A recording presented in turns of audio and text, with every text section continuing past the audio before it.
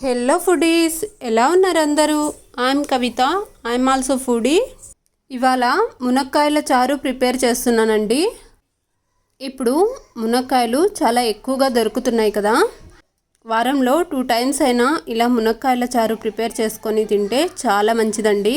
ముందుగా కందిపప్పును వాష్ చేసుకొని కుక్కర్లో వేసి కాసిన్ని వాటర్ వేసుకొని కొంచెం కరివేపాకు, అలాగే కాసింత పసుపు, కొంచెం జీలకర్ర, వెల్లుల్లి రెబ్బలు వేసి కుక్కర్ మూతను పెట్టి 2 విజిల్స్ వచ్చేంత వరకు ఉడికించుకొని ఆలోపు మనం టమాటాలను ఇలా మిక్సీ జార్లో వేసుకుందామండి. టమాటాలను ముక్కలు చేసి ఇలా మిక్సీ జార్లో వేసి కొంచెం కరివేపాకు వేసి గ్రైండ్ చేసుకుందాం. ఇలా గ్రైండ్ అయ్యాక పక్కన తీసి పెట్టుకుందాం. ఆలోపు మనం మునక్కాడల్ని ఇలా కట్ చేసి పెడుతున్నానండి. వీటిని వాటర్లో వేసి క్లీన్ చేశాను. చింతపండును కూడా కొంచెం నానబెట్టుకొని, నిమ్మకాయ సైజ్ అంతా ఉందండి ఇది చింతపండు. ఇప్పుడు పప్పును ఇలా మెత్తగా ఉడికించుకున్నాం కదా, చూసారా మంచిగా ఉడికిపోయింది. ఇప్పుడు ఇందులో మునక్కాడలు కట్ చేసి పెట్టుకున్నాం కదా వాటిని వేస్తున్నాను. ఇలా వేసుకున్నాక ముందుగా టమాటాలను గ్రైండ్ చేసి పెట్టుకున్నాం కదా, వాటిని పేస్ట్ చేసాం కదా, వాటిని కూడా వేస్తున్నానండి. ఇలా వేసుకొని చింతపండును ఇప్పుడు మనం పులుసు తీసుకుందాం. నానబెట్టిన చింతపండులో కొంచెం వాటర్ వేసుకొని ఇలా తొక్క తీసేసి పులుసు మాత్రమే వేయాలండి. దానిని కూడా ఇలా కుక్కర్లో వేసుకుందాం. వేసుకున్న తర్వాత కొంచెం రసం పౌడర్, అలాగే కారం పౌడర్ అంటే 1 స్పూన్ వేస్తున్నానండి నేనైతే. ఇలా రసం పౌడర్ 1 స్పూన్, కారం పౌడర్ 1 స్పూన్ వేసి, అలాగే ఆనియన్ ముక్కలు కొన్ని వేస్తున్నాను.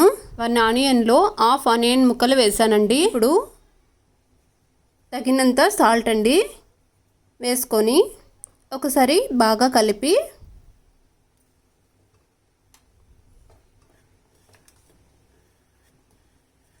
ఇలా కలుపుకున్న తర్వాత స్టవ్ను సిమ్లోనే ఉంచి ఉడికించుకుందాం. ఇప్పుడు కుక్కర్ మూతను పెట్టాల్సిన అవసరం లేదండి. కుక్కర్ మూతను పెట్టి విజిల్ వచ్చిందంటే మునక్కాయలు తొందరగా ఉడికిపోతాయండి, చాలా నున్నగా అయిపోతాయి. అప్పుడు మనకు తినడానికి అనువుగా ఉండదు. అందుకని స్టవ్ను సిమ్లోనే ఉంచి ఇలానే ఉడికించుకోవాలి.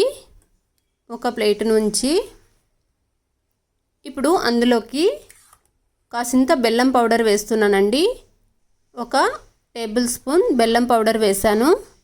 ఒకసారి బాగా కలిపేసి ఇంకాసేపు మునక్కాడలు మెత్తబడేంత వరకు ఉడికించుకోవాలి.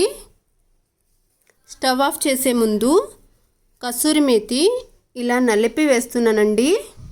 ఇలా బాగా నలుపుకొని కసూరి మేతిని కూడా చారులో వేసేసాను. ఇప్పుడు మనం చారుకు పోపు పెట్టుకుందామండి. స్టవ్ మీద కడాయి పెట్టి ఆయిల్ వేసి పోపు దినుసులు, అలాగే వెల్లుల్లి రెబ్బలు, కాసిన్ని ఆనియన్ ముక్కలు వేసి ఒకసారి బాగా ఫ్రై చేసి, ఇప్పుడు కరివేపాకు రెబ్బలు కూడా వేసి ఇంకాసేపు ఫ్రై చేసుకొని ఇలా పోపు మొత్తం గోల్డెన్ బ్రౌన్ కలర్లోకి వచ్చినాక చారులో వేస్తున్నానండి. ఇలా వేసి ఒకసారి బాగా కలుపుకోవడమే. అంతేనండి, ఈజీగా టేస్టీగా మునక్కాడల చారు రెడీ. అంతేకాదండో, ఇది హెల్దీ కూడా. మునక్కాయల చారు మీకు కూడా నచ్చినట్టయితే లైక్ చేసి, షేర్ చేసి, సబ్స్క్రైబ్ చేసుకోవడం మర్చిపోకండి. బాయ్.